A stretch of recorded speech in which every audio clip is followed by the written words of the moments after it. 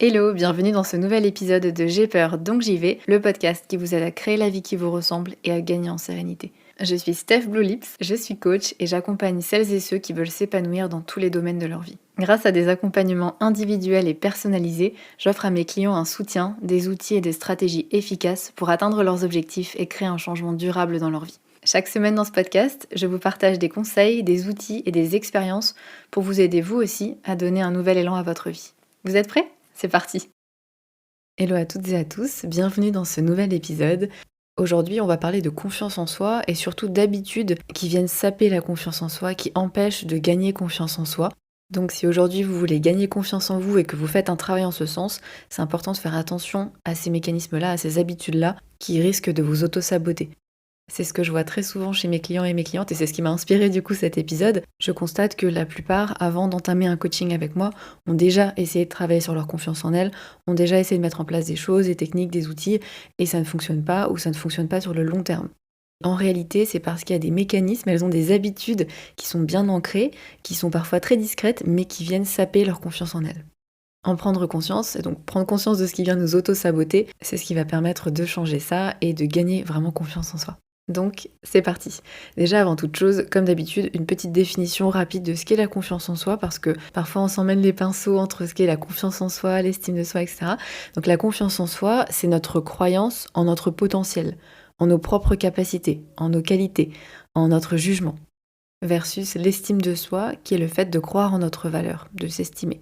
Là, la confiance en soi, c'est le fait de croire qu'on est capable de faire certaines choses, d'accomplir ce qu'on désire, de se faire confiance pour prendre des décisions, pour faire face aux imprévus, aux défis qu'on rencontre au quotidien ou dans nos projets ou dans la vie, plus simplement. La confiance en soi, c'est pas quelque chose avec lequel on est né, c'est plutôt quelque chose qu'on développe au fil du temps, à travers nos expériences, nos réalisations, nos accomplissements, nos interactions aussi avec le monde qui nous entoure. Et donc ça signifie aussi que même si on n'a pas confiance en soi aujourd'hui, même si on n'a pas développé cette confiance en soi dès l'enfance, on peut toujours à n'importe quel âge travailler sa confiance en soi et développer une belle confiance en soi. Ce sentiment, cette croyance que je peux faire des choses et aussi cette croyance en ma valeur, donc le fait de m'estimer, c'est hyper important pour m'épanouir dans ma vie et dans tous les aspects de ma vie, que ce soit le pro ou le perso. Ça impacte notre vie en général et notre bien-être aussi. Le fait de ne pas croire en soi, de douter de soi, de se juger négativement, de se trouver inférieur aux autres, de pas oser, tout ça c'est lourd au quotidien. Et c'est pour ça que la confiance en soi et tout ce qui gravite autour d'ailleurs, parce que c'est une thématique très large, c'est vraiment une de mes thématiques préférées, parce que je vois tous les jours l'impact que ça a de travailler là-dessus sur la vie de mes clientes. Mais comme je vous disais, je constate aussi qu'il y a des habitudes, qu'il y a des fonctionnements qui sont bien ancrés, qui viennent saboter leur confiance en elles et sur lesquels il faut travailler. J'en ai identifié 5 qui reviennent vraiment souvent. Il y en a plein d'autres bien sûr, mais sinon cet épisode durerait 1 heure, donc on va se focus sur les 5 habitudes que j'observe quasiment à tous les coups. Première habitude qui vient saper la confiance en soi, c'est d'entretenir un discours intérieur négatif. Le fait d'avoir un dialogue interne négatif, d'avoir des pensées négatives sur soi, sur nos capacités, ça vient complètement saper la confiance en soi. Alors bien sûr, ça arrive à tout le monde d'avoir des pensées négatives sur soi, mais de se dire régulièrement qu'on n'est pas à la hauteur, qu'on n'est pas assez bien, qu'on va échouer, que si on dit ou on fait telle chose, on va être jugé, que les autres ils y arrivent et pas nous. Enfin voilà, toutes ces pensées vont venir plomber ma confiance en moi. Forcément, je vais me sentir pas à la hauteur, je vais me sentir pas assez, je vais pas me sentir légitime, je vais me sentir inférieure et donc avec ça vient l'anxiété, le stress, etc. Et comment oser faire des choses, comment oser prendre des décisions, comment oser être soi-même quand on pense qu'on n'est pas à la hauteur. Le truc, c'est que parfois on a tellement l'habitude de se parler comme ça, on a tellement l'habitude d'avoir ce genre de pensée envers nous-mêmes qu'on ne remarque même plus. C'est une habitude tellement ancrée qu'on ne réalise plus à quel point ça nous fait du mal. Voire pire, on pense que si on arrête d'être aussi dur envers soi-même, on va complètement partir en roue libre. Ça, j'entends très souvent dans la bouche de mes clientes et c'est vraiment problématique comme croyance. En tout cas, si ce qu'on cherche, c'est à gagner confiance en soi et à se sentir un peu plus apaisé, un peu plus serein ou sereine dans sa vie. Ce discours intérieur négatif peut aussi devenir une prophétie autoréalisatrice. Par exemple, imaginons que j'ai un entretien d'embauche et que juste avant je me dis des choses du genre je vais pas être assez qualifiée pour ce poste, je vais stresser et complètement gâcher l'entretien, etc.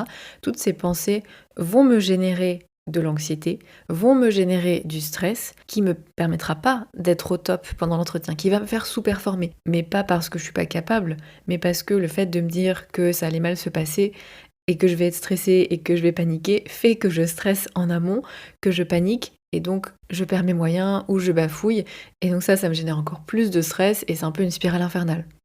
Après ça, il suffit que j'obtienne pas le poste pour me dire que bah voilà, c'est parce que je suis pas assez bonne, je suis pas à la hauteur, les autres sont mieux que moi, plutôt que reconnaître que c'est parce que j'ai tout ce dialogue interne négatif qui vient me faire perdre confiance en moi et qui m'empêche de performer à la hauteur de mes capacités en réalité.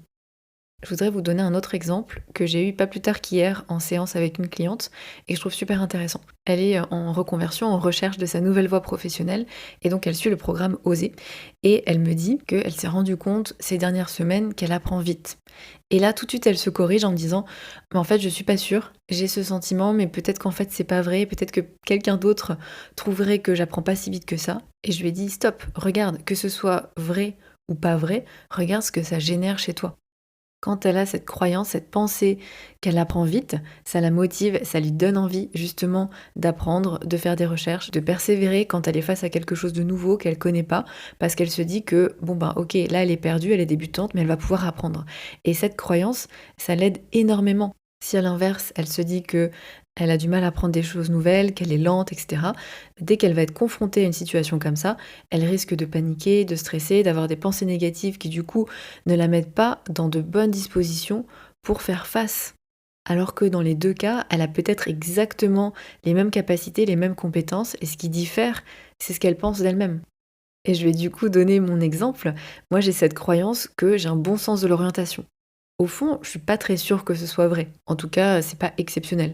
Mais le fait de penser que j'ai un bon sens de l'orientation fait que quand je suis dans un endroit nouveau, quand je me sens perdue, je suis pas en train de paniquer en me dire oh là là, je vais jamais me retrouver, je suis perdue, etc. Je me dis ok, j'ai un bon sens de l'orientation et donc je vais m'en sortir. Cette pensée fait que je suis détendue, je vais pas paniquer et je vais chercher mon chemin. Et là, je pense à ma mère qui, elle, a la croyance inverse, qui ne fait pas du tout confiance à son sens de l'orientation. Et dès qu'elle se retrouve dans un endroit qu'elle connaît pas, ou si elle prend la mauvaise sortie sur l'autoroute, mais là, elle va tout de suite paniquer. Et effectivement, elle va être incapable d'avoir la clarté nécessaire pour se retrouver. En toute honnêteté, je pense qu'elle et moi, on a exactement le même sens de l'orientation, mais tout ce qui change, c'est ce qu'on pense, c'est ce qu'on se dit. Donc, si vous avez tendance à vous autocritiquer, à vous juger, à être dur envers vous-même, à régulièrement vous dire que vous n'en serez pas capable, qu'il y a meilleur que vous êtes moins bien, que vous n'êtes pas à la hauteur, etc., c'est vraiment par ça qu'il faut commencer. Et là, je vous recommande l'épisode 78 du podcast. J'en parle vraiment en détail avec des clés, des solutions concrètes pour calmer ce petit juge intérieur, pour changer ce discours intérieur, pour faire en sorte que vous ayez des pensées plus aidantes et arrêter du coup de vous auto-saboter. Deuxième habitude qui vient saper la confiance en soi, c'est le fait de se fixer des objectifs inatteignables. Bien souvent, quand on fait ça, on en a conscience. On sait bien qu'on ne peut pas faire tout ce qu'il y a sur cette to-do list, tout ce qu'on aurait envie de faire dans cette journée, mais on tente quand même, on a quand même envie, au fond, de réussir à faire toute cette to-do list, alors que si on se pose la question, et même sans se poser la question, au fond, on sait que c'est pas possible. Résultat, à la fin de la journée, inévitablement, on se sent déçu, on se sent insatisfaite parce qu'on n'a pas accompli tout ce qu'on voulait accomplir, on se sent frustré, on a l'impression de ne pas en avoir fait assez, et parfois on finit aussi par se sentir pas assez. Ça, c'est vraiment un petit truc, mais qui fait du mal à la confiance en soi. Quand on se met la barre trop haut et qu'on n'atteint pas nos objectifs, parce que de toute façon c'était pas possible, parce que de toute façon on avait des attentes irréalistes, on est déçu et on perd confiance en soi. Alors si ça arrive une fois, c'est pas grave, mais quand c'est répété, c'est là où ça fait mal. On a besoin pour avancer, d'avoir et pour être motivé aussi, d'avoir un sentiment d'efficacité personnelle. Le fait de sentir et de voir qu'on arrive à accomplir des choses, c'est motivant. Alors bien sûr, il faut avoir des objectifs ambitieux, mais atteignables. Et c'est ça la subtilité. Donc posez-vous la question quand vous fixez des objectifs, quand vous fixez une to-do list, quand vous avez des attentes, est-ce qu'elles sont réalistes? Est-ce qu'elles sont atteignables?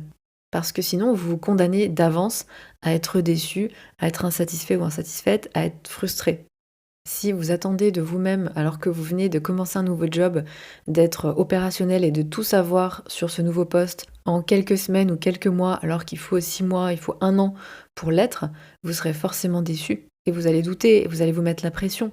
Si vous attendez de vous-même d'être toujours de bonne humeur, de jamais louper une séance de sport, d'arriver à manger sain 365 jours par an, de toujours répondre avec un grand sourire à vos collègues et à vos enfants, de jamais procrastiner, de toujours être motivé, mais forcément, vous allez être déçu, forcément, vous allez douter de vous, vous allez vous dire que vous n'êtes pas à la hauteur. Mais pas parce que vous l'êtes pas, parce que l'attente de base, elle est irréaliste, elle est impossible à atteindre. On ne peut pas être toujours au top, on ne peut pas être toujours souriant, toujours de bonne humeur, toujours sympa, toujours réussir à faire ce qu'on s'est dit qu'on allait faire. On est humain et ça, je sais que vous le savez. Parce que souvent mes clientes me disent mais je sais que la perfection n'existe pas, je sais que je ne peux pas être parfaite et pourtant elles essayent quand même. Et c'est là la clé, c'est que je sais que mentalement, intellectuellement, vous avez compris qu'on ne peut pas être parfait ou parfaite, mais maintenant, il faut l'appliquer. Il faut vraiment lâcher prise, mais concrètement. Et donc, arrêtez de vous fixer des objectifs qui sont inatteignables, d'avoir des attentes irréalistes pour vous-même. Parce que tant que vous ferez ça, vous ne pourrez pas vous sentir satisfait ou satisfaite de vous-même, et donc gagner confiance en vous. Là, le défi, concrètement, ça va être de vous fixer des objectifs ou d'avoir des attentes qui soient réalistes et de vraiment vous poser la question, est-ce que je peux attendre ça de moi? Ou est-ce que je peux matériellement ou physiquement ou en termes de temps faire tout ça? Et si la réponse est non, baissez vos attentes, baissez vos objectifs pour faire en sorte qu'ils soient atteignables. Bien sûr, c'est important que vos objectifs soient ambitieux, parce que c'est aussi ce qui est motivant, mais ambitieux et faisable par rapport au temps que vous avez, par rapport à l'énergie que vous avez, par rapport à votre réalité, à vos contraintes. Enfin, tout ça, ce sont des choses à prendre en compte. Je pense là à une cliente qui a décidé de lancer un projet entrepreneurial à côté de son job salarié. Elle voulait avancer vite et y consacrer plusieurs heures par jour. Le truc, c'est que sa réalité, c'est qu'elle avait quand même un job prenant, des enfants. Du coup, elle avançait pas du tout comme elle le voulait. Elle était frustrée, elle était un peu de mauvaise humeur parfois aussi avec ses enfants qui la sollicitaient beaucoup. Et ça, elle culpabilisait beaucoup. Et elle s'en voulait aussi à elle-même de pas avancer aussi vite que prévu, etc. Mais le problème, là, dans ce cas de figure, c'est l'attente, c'est l'objectif qui n'est pas réaliste. Donc forcément, elle est déçue d'elle-même, forcément, elle doute d'elle, elle se met la pression. Et donc là, la solution, c'est d'accepter qu'il y a parfois une différence entre ce qu'on voudrait, idéalement, et ce qu'on peut faire, ce qu'on est en mesure de faire, ce qu'on a le temps, les capacités, l'énergie de faire, et ajuster et être réaliste, parce que sinon, encore une fois, on s'auto-condamne à être déçu, à être frustré, et on perd confiance en soi. Troisième chose qui vient saper votre confiance en vous, c'est le fait de ne pas prendre le temps d'apprécier ce qu'on accomplit.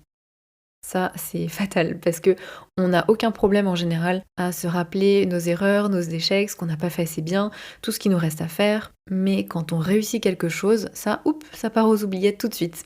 Ou on n'y porte pas grand intérêt. On se concentre sur le négatif et par contre, on oublie les challenges qu'on a déjà surmontés, les progrès qu'on a faits, les choses qu'on a apprises, les fois où c'était dur et où on s'en est sorti, les choses qu'on a réussies. Or, c'est comme ça que se construit la confiance en soi. C'est ce qui me permet de me dire que j'ai déjà traversé des épreuves, où j'ai déjà fait des choses difficiles et j'y suis arrivée. Donc là, j'ai les ressources, j'ai les capacités d'y arriver aussi. C'est ce qui me permet de me dire que la dernière fois, avant de faire une présentation au travail, j'étais aussi morte de trouille et pourtant je l'ai fait et globalement ça s'est bien passé. Et je dis globalement parce que souvent dans ces moments-là, on a tendance à voir, encore une fois, à porter beaucoup d'importance à ce qui s'est mal passé, à ce qui n'était pas parfait et on oublie que en fait, globalement, 90% de ce qu'on a fait était très bien. Mais on va se focus sur la question à laquelle on n'a pas su répondre, sur la fois où on a bégayé, alors que peut-être après cette présentation, on a eu des compliments, on nous a dit que c'était bien, et ça passe à la trappe, et notre cerveau a tendance, mais vraiment c'est assez naturel, mais c'est aussi pour ça qu'il faut en prendre conscience, pour pouvoir s'entraîner à faire les choses différemment, on a tendance naturellement à voir le négatif, à minimiser ce qu'on a fait de bien, en disant par exemple, ah mais oui, mais là, c'est normal, je n'ai fait que mon travail, ou on m'a aidé, enfin tous ces oui mais. Oui, mais n'importe qui aurait pu le faire, ou elle m'a dit que c'était bien, mais c'est parce qu'elle veut m'encourager, ou pire, en fait, elle le pense pas vraiment. Voilà, toutes ces pensées-là qui viennent minimiser les choses qu'on fait bien, alors qu'on en a besoin pour avoir confiance en soi. L'idée ici, c'est vraiment d'équilibrer. C'est pas de ne plus du tout penser au négatif et à ce qu'il faut améliorer. Bien sûr, c'est hyper important pour évoluer, pour s'améliorer. Mais il faut pas qu'il y ait que ça. Il faut que ce soit équilibré et réaliste. ça va être compliqué de gagner confiance en vous si dès que vous faites quelque chose de bien ou dès que quelque chose se passe bien, vous le zappez. Je vous donne un exemple, il n'y a pas très longtemps, j'avais en séance une cliente qui a du mal à s'affirmer, en tout cas c'est ce qu'elle me disait, qu'elle avait très peur du conflit, etc. Et quand on a creusé un petit peu, il y avait des exemples, même plutôt récents, de fois où elle avait osé dire les choses, elle avait osé s'affirmer et ça s'était bien passé. Parce que ce qui l'empêchait aussi de s'affirmer, c'est qu'elle avait peur du conflit, peur qu'on l'aime moins, peur que ce soit compliqué à gérer, peur que l'autre s'énerve. Enfin, il y avait plein de peurs autour de ça. Sauf qu'il y a quand même des fois où elle avait osé et où ça s'était bien passé et où toutes ces peurs ne s'étaient pas confirmées. Mais ça, pouf, elle l'avait jeté à la poubelle de son cerveau assez rapidement. Or, c'est de ça qu'on a besoin. Et donc, ce que je vous invite à faire, c'est à vous faire un auto-feedback. C'est-à-dire, après avoir osé faire quelque chose, prendre le temps de voir que, ok, ça me faisait peur, ou ça me stressait énormément, ou ça me paraissait difficile. Et maintenant, après coup, je me rends compte que ça allait, je me rends compte que j'ai su gérer, que peut-être, bien sûr, encore une fois, il y a des choses à améliorer, mais que ça va. Et c'est ça qui va vous donner des billes pour la prochaine fois. Parce que si vous passez directement à autre chose, la prochaine fois, quand la même situation se présente, vous aurez rien appris. Et vous n'aurez pas d'expérience sur lesquelles vous basez pour vous dire que vous en êtes capable et que ça va aller. Alors que si vous avez pris le temps après coup de vous faire un auto-feedback, la prochaine fois vous pourrez vous dire ouais en fait il y a quelques temps j'étais dans la même situation, je ressentais les mêmes émotions et pourtant je l'ai fait et ça s'est bien passé donc peut-être que cette fois aussi ça pourrait bien se passer. Et c'est un cercle vertueux parce que grâce à ces pensées, vous allez à nouveau oser, gagner un petit peu plus confiance en vous et la prochaine fois, vous aurez encore un peu plus confiance et vous allez continuer comme ça de plus en plus et c'est là où vous allez pouvoir construire une confiance en vous solide. Deuxième conseil, deuxième clé, ça va être de vous remémorer ou de prendre le temps de noter, même si c'est mentalement, de noter les choses que vous avez accomplies, vos réussites, petites ou grandes, parce que si votre cerveau n'est pas encore capable de le faire parce qu'il a tendance à voir le négatif, c'est à vous d'être proactive ou proactif pour lui faire voir. Pour ça, je vous avais proposé un mini exercice, une mini question de journaling dans l'épisode précédent justement sur le journaling, l'épisode 85. Mais ce que vous pouvez faire, c'est aussi vous poser à la fin de chaque semaine et noter toutes les choses que vous avez faites, toutes les choses que vous avez réussies, même toutes petites, et vraiment essayer de vous nourrir de chaque petit pas. Parce que c'est comme ça, encore une fois, que vous allez prendre confiance en vous. Mais pour ça, il faut forcer, entre guillemets, notre cerveau à voir ce qu'il n'a pas l'habitude de voir parce qu'il se concentre sur le négatif. Et aussi à faire attention à ne pas voir les choses en tout noir ou tout blanc. C'est ce que je vous disais avec l'exemple de la présentation.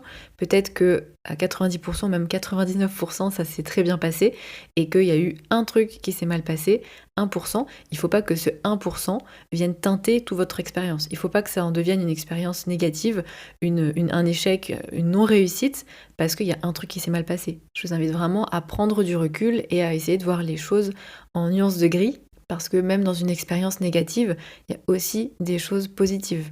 Et il ne faut pas les oublier. Quatrième habitude qui vient saboter la confiance en soi, c'est le fait d'éviter les défis. Éviter de faire des nouvelles choses ou éviter les choses qui me font peur. Derrière ça, bien sûr, il y a souvent la peur de l'échec, mais le problème de ça, c'est que c'est un cercle vicieux. J'ai pas confiance en moi, donc j'ose pas faire de nouvelles choses, ou je prends pas de risques, ou j'ose pas dire ce que je pense, ou prendre des initiatives. Mais c'est que en osant faire tout ça, que je peux voir que j'ai les ressources, que je peux voir que je suis capable de faire des choses. Et souvent, ce que je constate, c'est qu'on a tendance à attendre d'avoir confiance en soi pour agir, sans comprendre que c'est en agissant qu'on va pouvoir gagner confiance en soi et se prouver qu'on est capable. Et se prouver qu'on peut gérer. Et aussi se prouver qu'on peut gérer l'échec. Parce que l'échec fait peur, et plus on l'évite, et moins on peut se montrer, encore une fois, qu'on est capable de gérer un échec, qu'on est capable de rebondir, qu'on est capable de trouver des solutions. Pareil pour le conflit. Si j'évite le conflit, je ne peux pas développer des compétences de gestion de conflit. Et je peux pas voir aussi que la plupart du temps, en réalité, quand je m'affirme, tout se passe bien. Tout ça, je peux pas le voir puisque je n'ose pas. Et c'est de pire en pire parce que moins j'ose, plus je reste dans ma zone de confort, plus je reste là où je maîtrise, et moins j'ai de nouvelles réussites, et moins j'ai de raisons de me prouver que je peux, j'ai moins de raisons d'être fière de moi, et plus je perds en confiance en moi. Et donc bien sûr, plus c'est difficile de sortir de ma zone de confort. Et c'est ce qui se passe parfois, par exemple, quand on est pendant longtemps sur un poste. Il n'y a pas très longtemps, j'avais une cliente qui a un poste plutôt élevé. Ça faisait 10 ans qu'elle était sur ce poste et elle était terrorisée à l'idée de postuler ailleurs Pourtant, elle avait envie de nouvelles expériences, elle avait envie de nouveaux challenges, mais elle avait peur parce que elle n'avait pas du tout confiance en elle. Alors, elle avait confiance en elle sur son poste, puisqu'elle le connaissait très bien, ça faisait 10 ans qu'elle était dessus, mais pas du tout pour faire autre chose, puisque ça faisait longtemps qu'elle s'était pas challengée, ça faisait longtemps qu'elle n'avait pas fait de nouvelles choses, donc elle avait perdu confiance en elle sur le reste.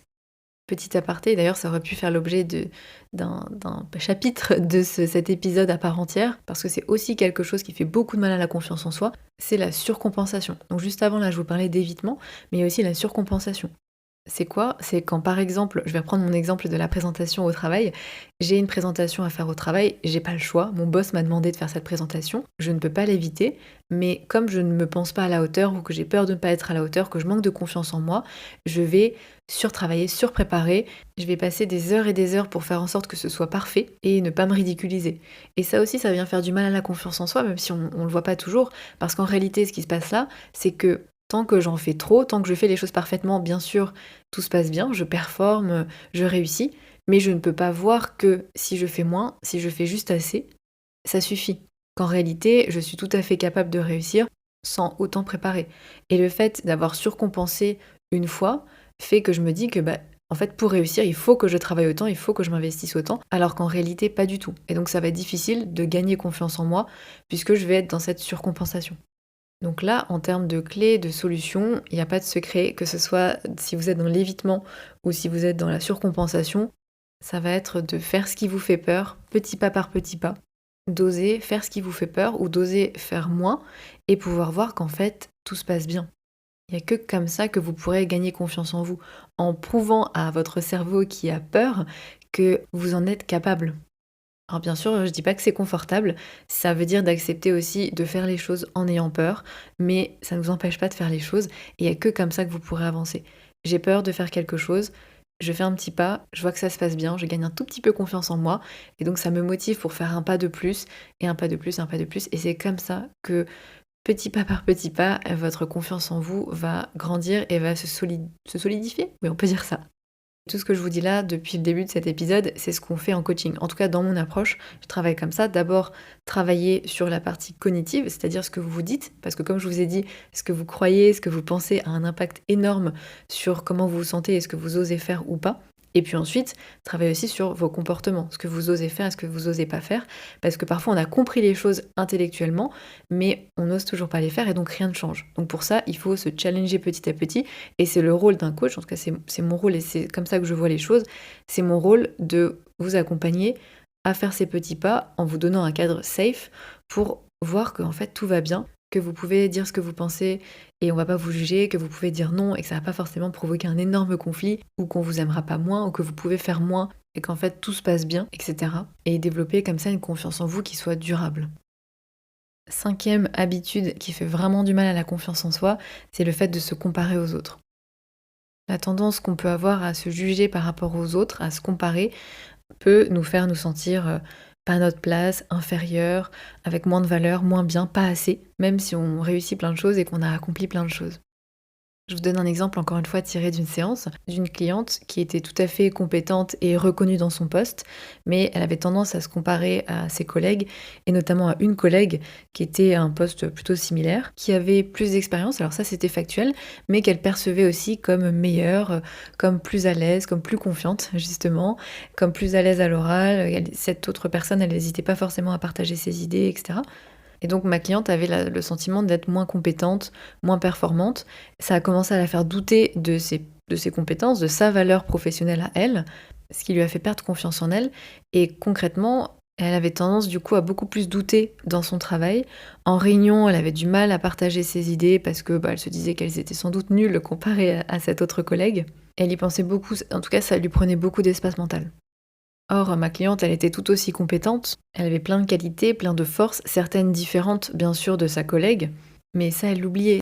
Donc c'est hyper important quand on se compare de aussi se rappeler nos propres forces, nos propres compétences, de pas oublier tout ce que soi-même on accomplit, parce que souvent ça on l'oublie. On voit chez l'autre ce qui nous manque, on voit pas aussi que l'autre il a plein de défauts et qu'on a peut-être plein de compétences ou de qualités que l'autre n'a pas. Et on oublie tout ce que soi-même on fait et tout ce que soi-même on est. Donc c'est important de se rappeler tout ça, encore une fois, de ne pas se focus que sur le négatif et d'utiliser la comparaison comme un moyen de s'inspirer et pas comme un moyen de constamment se dévaloriser parce que sinon c'est sûr qu'on va perdre à ce jeu-là. C'est sûr, il y aura toujours des personnes qui auront telle qualité qu'on n'a pas, qui sauront faire telle chose, qui auront réussi telle chose. Donc c'est obligé qu'on perde à ce jeu. C'est essentiel de se concentrer sur notre progression, sur notre croissance. La seule personne à laquelle on doit se comparer, c'est nous. Après, les autres peuvent être une source d'inspiration, mais pas, encore une fois, un moyen de se dévaloriser. Voilà pour ces 5 habitudes qui viennent saper la confiance en soi. Il y avait donc le fait d'entretenir un discours intérieur négatif, le fait de se fixer des objectifs inatteignables, d'avoir des attentes irréalistes, le fait d'éviter les défis ou à l'inverse d'être dans la surcompensation, et enfin le fait de tout le temps se comparer aux autres. Je vous ai donné quelques clés, mais pour aller plus loin, je vous invite vraiment à écouter les épisodes que j'ai mentionnés, notamment l'épisode 78, où je vous partage des clés pour calmer l'autocritique et retrouver la paix intérieure. Mais il y a aussi, et je ne l'ai pas cité, l'épisode 46, où je vous partage 5 clés pour renforcer votre confiance en soi pas à pas. Je pense que c'est un bon complément à cet épisode à écouter ou à réécouter. Et si vous voulez travailler avec moi et bénéficier d'un accompagnement personnalisé, je vous mets toutes les infos dans la description de cet épisode. Sur ce, j'espère que cet épisode vous a plu. N'hésitez pas, si c'est le cas et que vous voulez soutenir mon travail et j'ai peur donc j'y vais, à laisser des étoiles sur l'appli de podcast que vous utilisez. Et notamment, on peut le faire sur Apple Podcast et Spotify. Ça permet à d'autres personnes de le découvrir. Je vous remercie pour votre écoute et je vous retrouve très bientôt. Ciao!